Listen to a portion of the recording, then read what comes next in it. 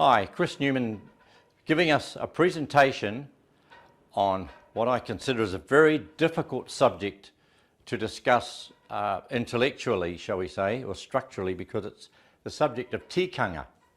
So I'm going about it this way. I'm presenting a critique and counter-proposal to tribalist tikanga, and tikanga means the traditional way of tribal law. You might ask, what's that got to do with New Zealand in the 21st century? Well, there are many advocates who would want traditional tribal law to be imposed on our population and consider that we have a duty as a nation to take on traditional tribal law, and they try and attach this to the Treaty of Waitangi. But we've already established that the chiefs, the rangatira, ceded their sovereignty to the Crown, and that the Crown operated at a much higher level. The Queen and the Crown operated at a much higher level than tribal level. So let's dive into this. I've got a column here which are the elements of the tikanga, the elements of the tribal law system, and then I've put another column here on how it operated pre-Treaty of 1840.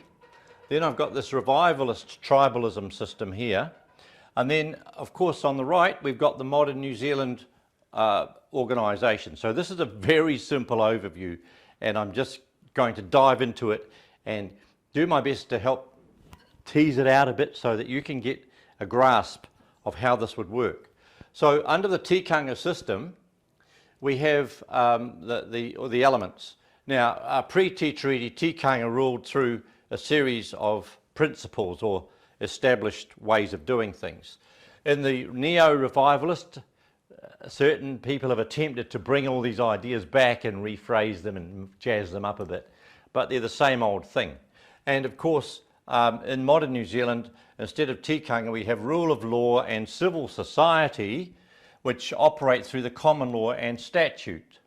And of course, that includes things like contract and all kinds of arrangements that we have, like which side of the road we drive on, and how we sign business agreements, how you take on a mortgage. All those things are part and parcel of the way that the legal system's set up here. The foundations of tikanga are these elements: the whakapapa, rangatira, tapu, mana, muru, and utu. And I'll explain each one. So in the old world, the whakapapa was the traditional lineage, and people would recite their lineage and their true line of their ancestors. The rangatira are the chiefs who had power over life and death. They could lead war parties. They could determine whether a slave would live or die. They had tremendous power and were integral to the system, because through them the tikanga flowed into the tribe and they were responsible for maintaining it. Now, the tapu is a superstition, tribal law, spiritual rules, and what is regarded as sacred. And within that, there's a whole lot of ways of looking at the world, ways of creating spiritual pressure or education or cooperation or conformity. There's a whole system of tapu. Mana, social status, given by the tribe, personal power and standing, how someone felt about their personal energy, their own relationships with others, and it was also the way that others reflected on you as you were a tribal member. Muru is the idea of plucking or taking and equalising, and at times that meant that tribal members might descend on another tribal member whom they considered had more possessions and take some of his stuff and equalise it out. Muru, plucking. It's a kind of a social equalising system. And utu is a principle of reciprocity.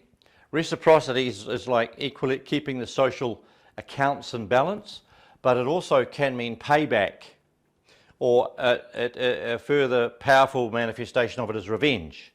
And utu is the foundation of a lot of warfare.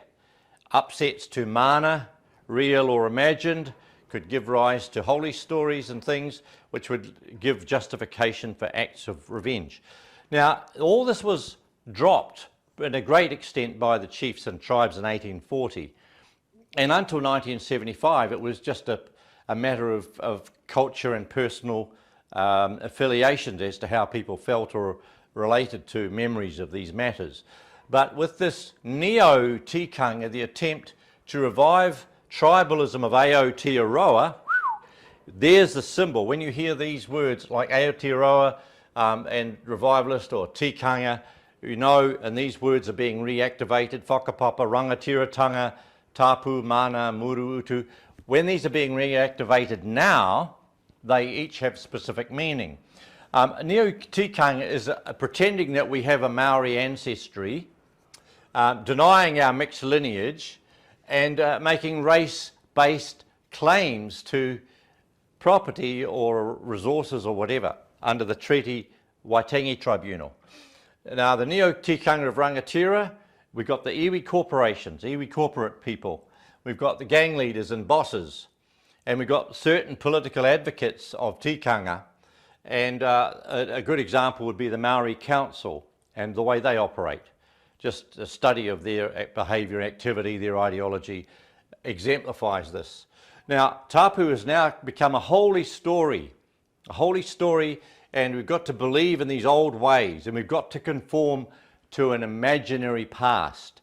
And if you watch a lot of media presentations are wrapped up in the holy story, it's so sacred, and we are asked to believe, or invited, or even told that we must believe all these stories about matters. And then when you go to mana, it's a domination based on ego, privilege, you know, I'm a this, that and the other thing, you've got to follow me, I know what I'm doing. Claim to superiority. Very, I'm going to introduce a word here, rhetorical.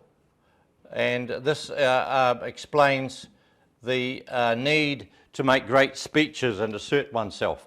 And the muru is plunder or entitlement, and the utu is to equalise at any costs, to gain revenge, to gloat over others.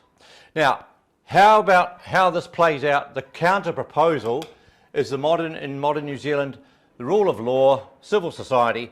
Instead of the whakapapa, the lineage, we have personal responsibility, identity based on your character, on your quality and your virtue. Next part, rangatira. Now we have elected leadership, we have democratic rule, we have civil society, we even have volunteerism, and there's a whole different idea of leadership because it's an earned thing, not something that you just claim by strength or the fact that you've got some wonderful ancestor.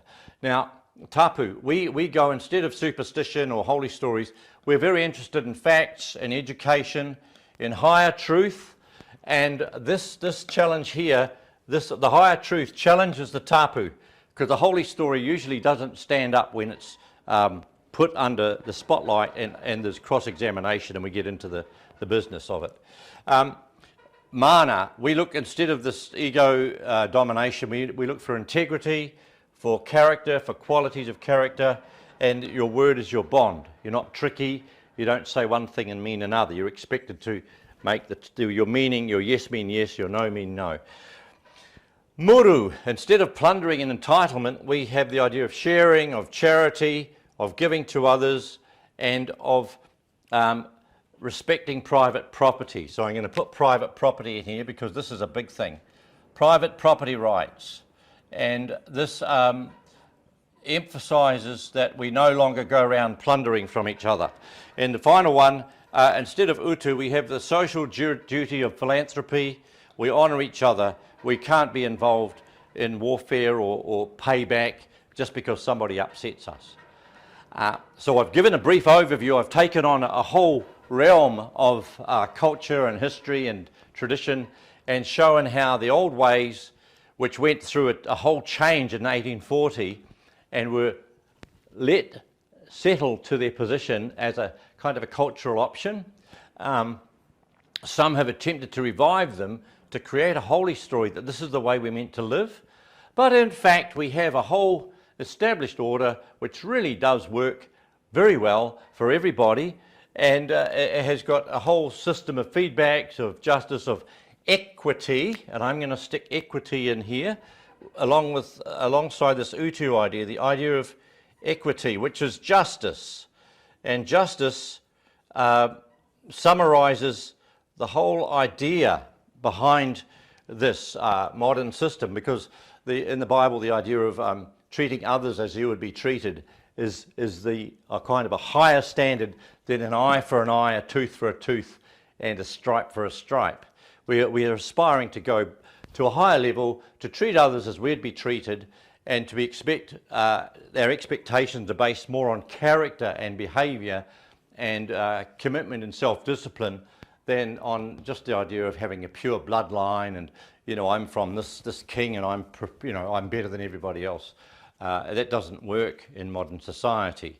So you see, there's very good reasons for us to reject tikanga and to reject neo-Tikanga in all its ways, shapes and forms, and no matter what kind of rhetorical language is used to try and assert this over us, we must reject it, because what people privately believe shouldn't become public control. So I'll leave it there. We've given a critique and a counter proposal to tribalist tikanga. We've tackled a very slippery subject, used this little framework to capture it, and given you a good idea of how the modern New Zealand can no longer work or operate within the tikanga system. Thank you. Chris Newman reporting to you from the front lines of spiritual and cultural literacy.